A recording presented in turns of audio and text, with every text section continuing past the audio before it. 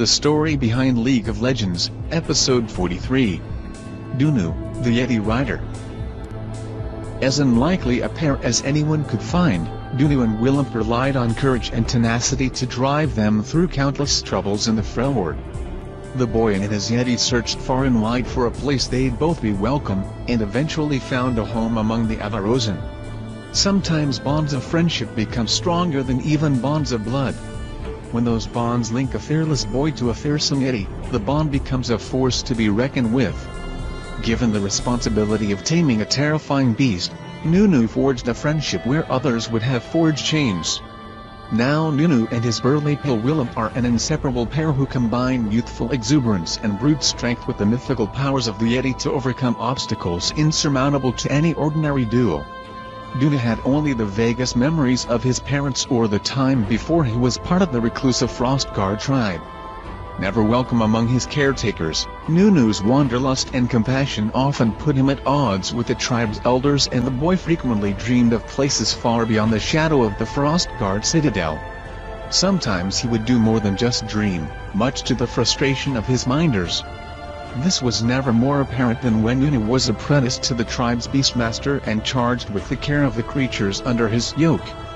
The Frostguard held a menagerie of the Freljord's wildlife at their beck and call, but unique among their collection was the Yeti, an uncommon creature with mystical qualities and raw physical strength. The Beastmaster taught Nunu that it was only a lean diet of plants and regular whippings that kept the vicious beast tame, but the more time Nunu spent caring for the creature, the more he learned that the Yeti was no feral monster. As he saw his new friend Willem growing weaker and sicker, Nunu began to sneak the Yeti's scraps of meat, hoping to restore his health. Day by day, Willem grew stronger and not the slightest bit savage, contrary to the Beastmaster's claims. Nunu had hopes of convincing him that the Yeti posed no danger, but it wasn't meant to be. The next time Nunu came to deliver Willem a meal, he found the Yeti's cage shattered, with only a crude drawing inside signaling the Yeti's farewell. Without hesitation, Nunu rushed into the wilderness in search of his friend. When Nunu finally caught up to Willem, he found the Yeti cornered by the Beastmaster alongside a group of Frostguard warriors.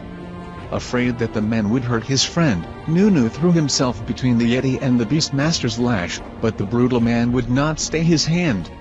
As the furious Beastmaster raised his whip once more, the Yeti swelled up with uncharacteristic fury.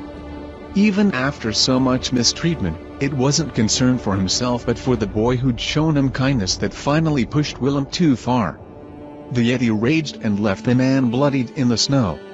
Terrified by Willem's fury, the remaining Frostguard warriors fled. Nunu realized there was no going back. He yelled at Willem to run before the man returned to kill him, but the Yeti refused to leave the young boy. Nunu was faced with a hard choice: abandon his soul friend and lead a life of captivity with the Frostguard, or strike out into the harsh wilds and leave behind the only home he knew. Nunu chose the only path that made sense. Leaping onto the back of the mighty Yeti, Nunu joined Willem in his great escape.